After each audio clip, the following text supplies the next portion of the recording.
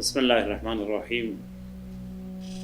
شہادت مولا امیر المومنین علیہ السلام عالم اسلام اور مومنین کی خدمت میں تسلیت عرض کرتے ہیں۔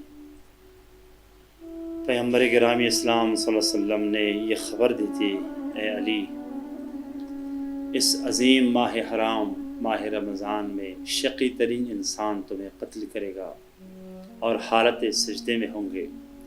مولا امیر المومنین علیہ السلام کی شہادت حقیقت میں کامیابی کا راز ہے۔ خود مولا نے فرمایا، فزتو برب الکعبہ، رب کعبے کی قسم میں کامیاب ہوا۔ بڑی بڑی عنوانات اور القابات، بڑے القابات مولا کو ملے، لیکن مولا نے کبھی فزتو برب الکعبہ نہیں کہا۔ ضربت علی افضل من عبادت الثقلین کہا، علی نے فزت برب الکعبہ نہیں کہا۔ حالت رکوع میں آیت اتری، علی نے فزت برب الکعبہ نہیں کہا۔ جہاد میں فضل اللہ المجاہدین علی القائدین اجرا عظیما کی آیت اتری، علی نے فزت برب الکعبہ نہیں کہا۔ پیغمبر نے فرمایا، انت اخی و وارثی لحمک لحمی، علی نے فزت برب الکعبہ نہیں کہا۔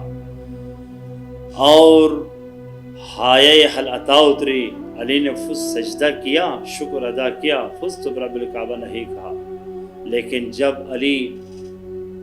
علی اپنی جان، وہ امانت جو اللہ کی طرف سے امانت تھی، جسے شب ہجرت میں اللہ نے خرید چکا تھا، ان اللہ اشتری من المؤمنین انفسهم بانہم الجنہ، وہ جان جب شہادت کے راستے میں، وہ جو کعبے میں آئے، مسجد میں سجدے کی حالت میں دنیا سے چلے جا رہے تھے، ابن ملجم کی ضربت جب لگی، شوق شہادت قلب علی میں موجزن تھا۔ جب شہادت یقینی ہوا، اس شقی کی تلوار علی کے سر پر چلی اور علی شہادت کی طرف گامزن ہوئے، تو یہ جملہ فرمایا، فزت برب الکعبہ۔ شوق شہادت مولائے متقیان کی سینے میں اتنا شوق تھا کہ ہر میدان میں پلٹ کر پیغمبر کی خدمت میں زخمی حالت میں آ کر کہتے تھے، یا رسول اللہ، کیا مجھے شہادت نصیب نہیں ہوگا؟ کیا میں شہادت کو اس درجے پر فائز نہیں ہوگا؟ پیغمبر فرماتے تھے، شہادت آپ کے نصیب میں ہے، لیکن میدان میں نہیں، حالت سجدے میں، جو ہے حالت روزے میں اور سجدے کی حالت میں اللہ آپ کو شہادت نصیب فرمائے گا۔ احد میں بھی مولا پریشان تھے، جب پیغمبر نے شہادت کی نوید دی، علی کے سینے میں موت اور شوق شہادت سے موت کی تمنا کرتے تھے۔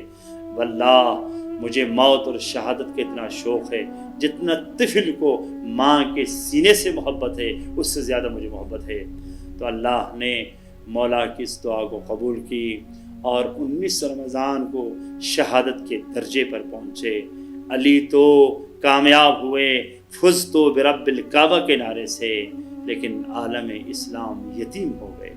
علم لدنی کے مالک سے ہم جدا ہو گئے، منبر سلونی سے ہم جدا ہو گئے۔ نخلستان علی کی آواز سے ہم آشنا ہوئے تھے، اب نخلستان میں کوئی خدا کا ذکر کرنے والا اور رونے والا نہیں ہے۔ معاویہ نے جب حجر بن عدی سے کہا، علی کی کوئی یاد ہے؟ کہا ہاں، وہ رونے کی آواز، وہ مناجات کی آواز جو راتوں کو نخلستان میں علی روتے تھے راہ خدا میں، وہ میری کانوں میں گونج رہی ہے۔ کاش علی کی شہادت سے پہلے، علی کے دفن ہونے سے پہلے حجر بن عدی دفن ہو جاتے، اور میں اس زمانے کو نہ دیکھتا جو علی کے بغیر چل رہا۔